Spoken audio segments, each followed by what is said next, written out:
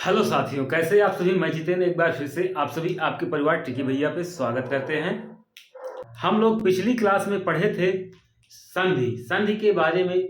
पहले बेसिक जानकारी के बारे में पढ़े थे और उसके बाद संधि तीन प्रकार की होती हैं। तो उन तीन प्रकार में से स्वर संधि को पढ़ लिए थे। संधि की स्वर संधि वीडियो की लिंक नीचे डिस्क्रिप्शन बॉक्स में दिया गया है। आप लोग उस लिंक पर जाकर उस वीडियो को देख सकते हैं। आज उसी के आगे आइए दोस्तों पढ़ते हैं। दूसरी हेडिंग पढ़ेंगे जिसका नाम है व्यंजन संधि। जिसका नाम है व्यंजन संधि।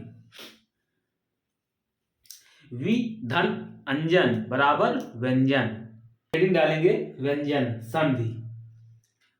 चलिए परिभाषा लिखिए।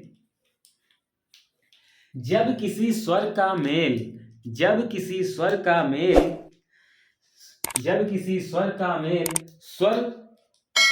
मेल व्यंजन से हो। जब किसी स्वर का मेल व्यंजन से हो अथवा व्यंजन का मेल स्वर अथवा व्यंजन से हो। व्यंजन का मेल स्वर या व्यंजन से हो तो उससे उत्पन्न होने वाले विकार या परिवर्तन को व्यंजन संधि कहते हैं। चलिए एक बार और देखिएगा परिभाषा कि जब किसी स्वर का मेल व्यंजन से हो अथवा व्यंजन का मेल स्वर या व्यंजन से हो तो उससे उत्पन्न होने वाले परिवर्तन या विकार को व्यंजन संधि कहते हैं। अगला पॉइंट लिखेंगे।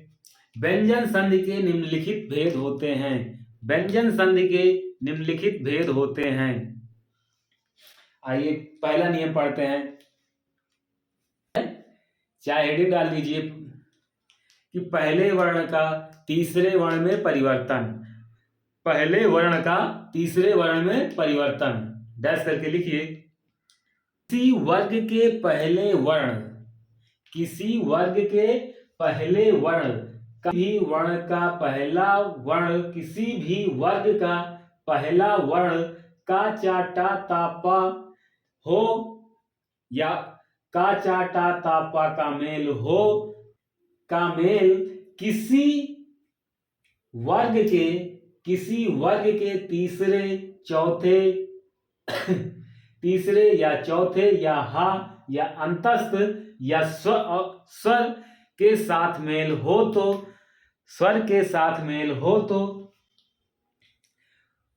तो पहला वर्ण तीसरे वर्ण में परिवर्तित हो जाता है। पहला वर्ण उसी वर्ग के तीसरे वर्ण में परिवर्तित हो जाता है। जैसे देखेंगे वाक प्लस ईश्वरी बराबर वागीश्वरी।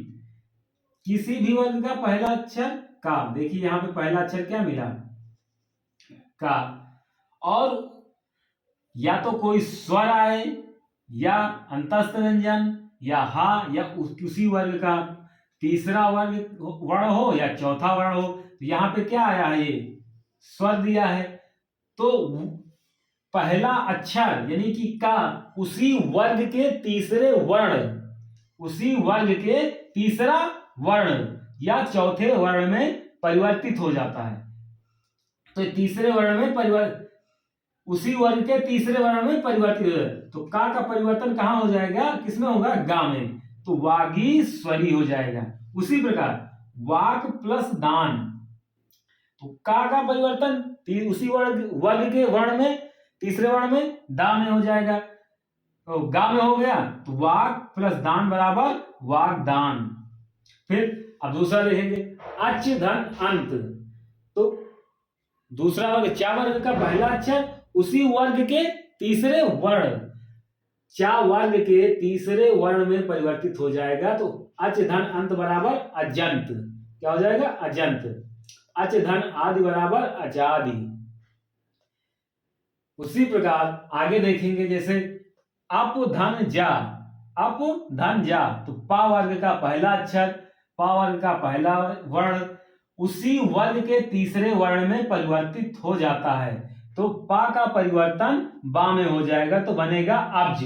अब्ज किसका पर्यायवाची है? तो कमल का पर्यायवाची है। अब्ज मतलब कमल होता है। उसी तरह जगत धन ईश, जगत ता किसी भी वर्ग, देखिए ता है, ता का परिवर्तन उसी वर्ग के तीसरे वर्ण में, तो ता का किसमें बदल जाएगा? उसी वर्ग में। दा तीसरा वर्ण क्या हो जाए? ता था दा, दा कौन सा वर्ग वर्ण होता है? तीसरे नंबर पे, तो उसी वर्ग के तीसरे वर्ण में हो जाएगा। तो तीसरा वर्ण यहां हो जाएगा दा, और ई के मात्रा ईस बड़ी ई है, तो ये क्या बन जाएगा? दी बन जाएगा। तो आगे क्या जुड़ जाएगा? जा गा, और लास्ट में क्या बचा है? सा, बराबर जगदीश हो जाएगा। ऐसे आप लोग इसका स्क्रीनशॉट ले लीजिए। तो इसके आगे दूसरा नियम पढ़ते हैं कि दूसरा नियम क्या है व्यंजन संधि का। इसका स्क्रीनशॉट ले लीजिए। पहले दूसरा पॉइंट लिखेंगे या दूसरा रूल लिखेंगे दोस्तों।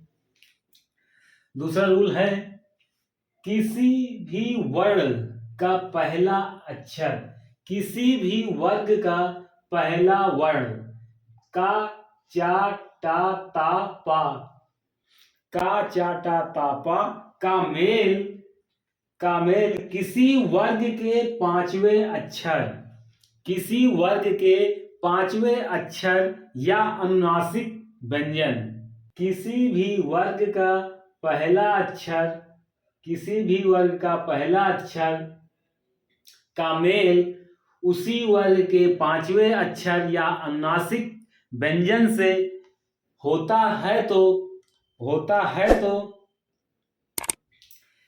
का परिवर्तन पांचवें अक्षर में हो जाता है। पहले वर्ण का परिवर्तन उसी वर्ग के पांचवें वर्ण में हो जाता है। जैसे का पांचवा अक्षर अंगा हो जाएगा, चा का पांचवा अक्षर इया हो जाएगा, टा का अड़ा, और ता का ना, पा का मां में परिवर्तन हो जाता है। ये शॉर्टकट याद करने का तरीका है कि का चा टा ता पा प्लस अनुनासिक, यानी कि कहने का मतलब ये हो रहा है कि का चा किसी भी वर्ग का पहला अक्षर और अनुनासिक पहले किसी भी वर्ग का पहले अक्षर में अनुनासिक व्यंजन जुड़ जाएगा तो वो उसी वर्ग के अनुनासिक में परिवर्तन हो जाएगा। जैसे वाक धन मैं, तो का परिवर्तन उसी वर्ग के वर्ग के पांचवें अक्षर में, पांचवा वर्ण कौन सा होगा? अंगा, पांचवा वर्ण अंगा। तो ये दोनों का परिवर्तन हुआ, मतलब का परिवर्तन हुआ उसी वर्ग के पांचवें अक्षर में, तो क्या बन गया? वांग मैं। उसी तरह सट धन मास, टा वर्ग का पांचवा अक्षर में परिवर्तन हो जाएगा टा, तो क्या बन जाएगा? सड़ मास, क्योंकि यहाँ पे आधा है। फिर उसी तरह सत धन मुख, ता वर्ग का पांचवा अक्षर मां, पांचवा वर्ण मां होगा, दोनों जुड़ के आपस में क्या बन जाएंगे? सम्मुख। उसी तरह उत धन नयन, तो उन नयन, फिर अप धन मैं, तो अममय हो जाएगा। क्या हो जाएगा? अममय हो जाएगा। नोट कर चुके होंगे। तीसरा नियम लिखे, जब किसी स्वर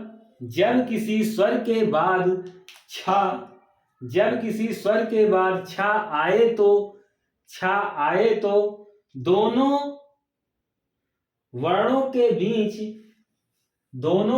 के बीच चा का आगमन हो जाता है। यानी जब कोई स्वर आए और छा होगा तो दोनों जुड़ करके किसका निर्माण कर देंगे? चा का निर्माण कर देंगे।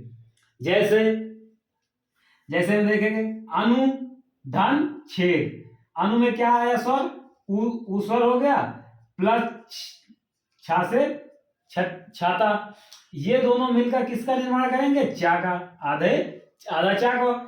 तो अनु फिर चा, आधा चा बनेगा, क्योंकि छा और स्वर मिलकर क्या बनेगा? चा बनेगा। अनुच्छेद, परिवर्तन हो गया अनुच्छेद। उसी तरह परिधन छेद बराबर परिच्छेद, मातृ ई आ गया, छाया छा है तो त्र्यक ई का परिवर्तन चा में हो जाएगा तो मातृ छाया। उसे पितृ धन छाया बराबर पितृ छाया। आप लोग इसका स्क्रीनशॉट सही से ले लीजिए, इसका स्क्रीनशॉट ले लीजिए। तो इसके आगे चौथा नियम देखेंगे।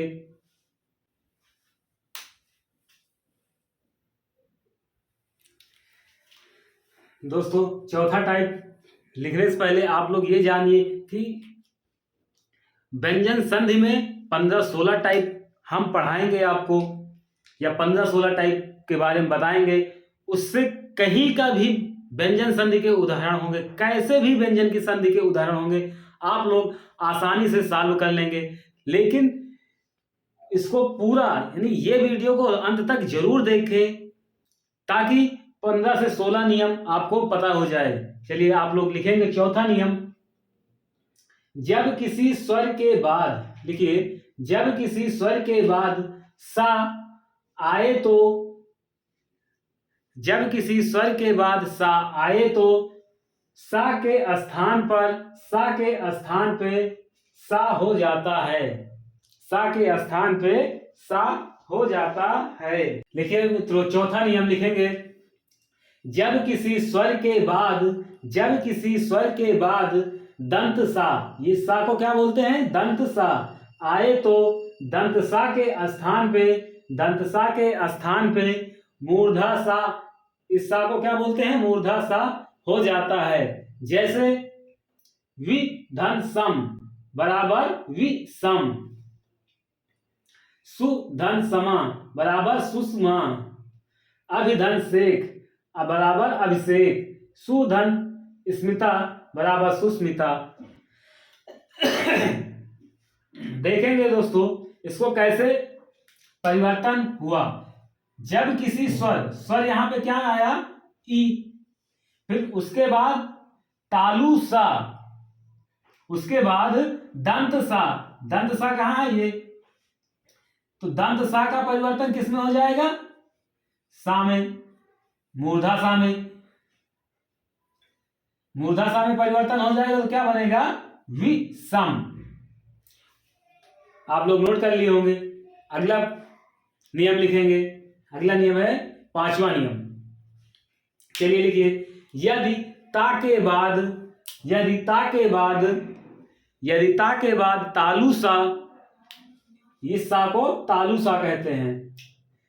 यदि ता के बाद सा आए तो, यदि ता के बाद तालु सा आए तो ता के, ता का परिवर्तन चा में, ता का परिवर्तन चा में तथा तालु सा का परिवर्तन छा में हो जाता है। तालु सा का परिवर्तन छा में हो जाता है। जैसे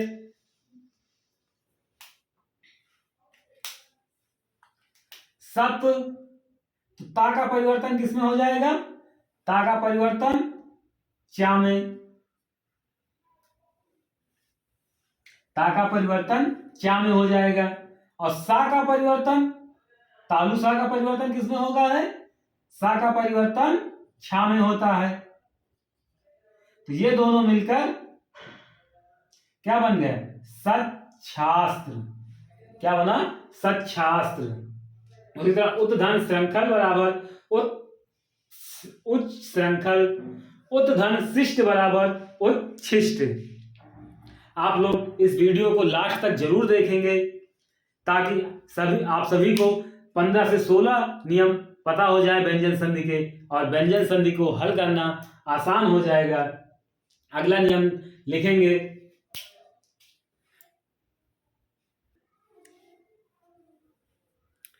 चलिए दोस्तों छठवां नियम लिखेंगे। यदि ता के बाद, यदि ता के बाद चा या छा, यदि ता के बाद छा, चा या छा आए तो, चा या छा आए तो ता के स्थान पर, ता के स्थान पर चा हो जाता है। ता का परिवर्तन चा में हो जाता है। जैसे सत धन चित्त, तो ता का परिवर्तन आधे चा में, तो बराबर क्या बना? सच्चित्त। सत धन चरित्र, तो ता का परिवर्तन आधे चा में, तो क्या बनेगा मित्रों? सच्चरित्र। नोट कर लिए हो तो अगला नियम लिखेंगे, नियम नंबर 7। लिखिए परिभाषा। यदि ता के बाद जा या झा आए तो ता के बाद जा या झा आए तो ता का परिवर्तन जा में हो जाता है। ता का परिवर्तन जा में हो जाता है। जैसे उत धन ज्वल, तो ता का परिवर्तन इधर आधा जा आया है, जा या झा है तो आधा जा आया है, तो ता का परिवर्तन आधे जा में हो जाएगा तो उज्ज्वल हो जाएगा। उसी प्रकार उत धन जैन, तो उत प्लस जैन, ता का परिवर्तन आधे जा में, तो क्या में होगा मित्रों? उज्जैन। नोट कर लिए हो तो अगला नियम लिखेंगे, नियम नंबर 8। देखिए, यदि ता के बाद टा या ठा आए तो ता का परिवर्तन टा में हो जाता है। ता का परिवर्तन टा में हो जाता है। जैसे मात्र धन टीका, तो ता का परिवर्तन आधे टा में बराबर मात टीका। उसी प्रकार वृहत धन टीका, तो आधे ता का आधे टा में हो जाएगा, तो वृहत टीका। उसी प्रकार अब 8 नियम आप लोग पढ़ चुके हैं। अब उसके आगे 9वां नियम लिखेंगे। यदि ता के बाद, लिखिए, यदि ता के बाद ला आए तो ता का परिवर्तन आधे ला यानी ला में हो जाता है। ता का परिवर्तन ला में हो जाता है। जैसे उत प्लस लाला, तो ता का परिवर्तन ला में बराबर उल्लाला। उसी प्रकार ता उत धन लेख, तो ता का परिवर्तन ला में बराबर उल्लेख। नोट कर चुके होंगे तो आप लोग अब लिखेंगे 10वां नियम नंबर 10। बोले, चलिए लिखिए। यदि ता के बाद डा या ढा आए तो यदि ता के बाद डा या ढा आए तो ता का परिवर्तन डा में हो जाता है। ता का परिवर्तन डा में हो जाता है। जैसे उत धन डयन, तो ता का परिवर्तन डा में, तो डयन इधर है, डयन लिख दे, ता का डा में तो बराबर उड्डयन। उसी प्रकार उत धन डीस बराबर उड्डीस। इसका आप लोग स्क्रीनशॉट लेकर एक बार मिला लीजिएगा। फिर इसके आगे अगला नियम पढ़ते हैं। ले लीजिए स्क्रीनशॉट, साइड हो जा रहे हैं।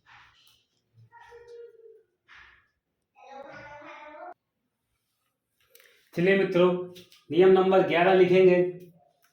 लिखिए, यदि ता के बाद हा का मेल हो तो ता का परिवर्तन दा में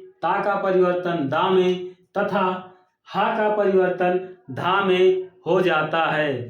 ता का परिवर्तन दा में और हा का परिवर्तन धा में हो जाता है। जैसे पत धन हाथी, तो ता का परिवर्तन दा में और हा का परिवर्तन धा में, तो दोनों आपस में जुड़कर, ये दोनों आपस में कैसे जुड़ेंगे? या तो ऐसे बनेगा या ऐसे बनेगा। तो पद्धति, दोनों का लिखने का तरीका अलग अलग है, बस पढ़ा वही जाएगा। पद्धति। उसी पर उत प्लस हार बराबर उद्धार। नोट कर चुके हो तो अगला नियम लिखेंगे, नियम नंबर 12। यदि माँ का मेल माँ का मेल अंतस्थ या ऊष्म या संयुक्त व्यंजन से हो तो माँ का परिवर्तन अनुनासिक, माँ का परिवर्तन अनुस्वार में हो जाता है। माँ का परिवर्तन अनुस्वार, इसे अनुस्वार 0 पाई के ऊपर ऐसे अनुस्वार लगा दिया जाता है या अनुस्वार में हो जाता है, ऐसे भी लिख सकते हैं। सम्मान गम धन गा, आप लोग इसका स्क्रीनशॉट ले लीजिए। तो अगला नियम पढ़ेंगे। 13 लिखिए, यदि माँ का मेल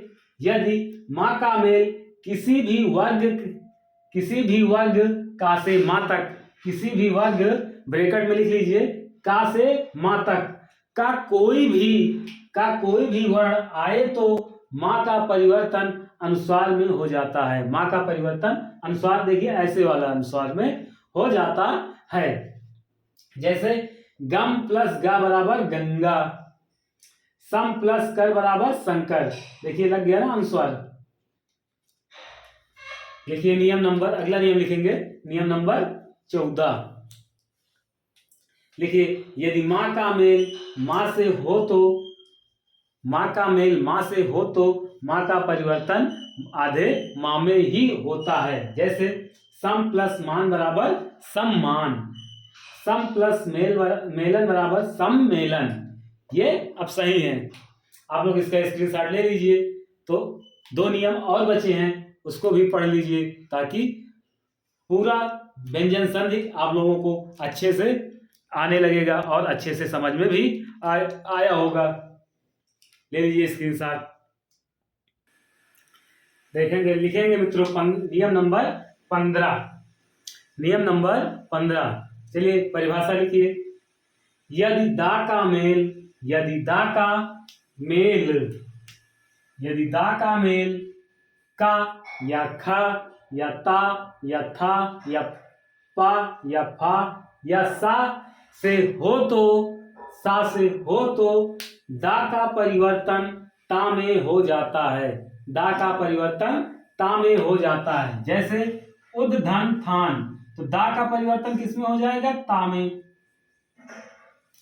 अथान वैसे तो दा का परिवर्तन ता में हो गया, तो थान आगे लिखा उत्थान, क्या बन गया? उत्थान। उसी तरह उद धन खनन बराबर उत्खनन। चलिए व्यंजन संधि का लास्ट नियम लिखेंगे, नियम नंबर 16। मिलने वाले शब्दों या पदों के प्रथम पद, मिलने वाले शब्दों या पदों के प्रथम पद के अंत में ना आए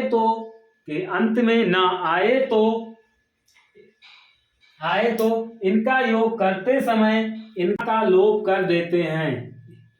इनका योग करते समय ना का लोप कर देते हैं, इसलिए इसे ना लोप व्यंजन कहते हैं। इसलिए इसे ना लोप व्यंजन संधि कहते हैं। जैसे आत्मन धन हत्या, तो ना का ये जो ना दिया है इसका लोप कर देंगे, तब जोड़ेंगे तो आत्म धन हत्या बराबर आत्म हत्या।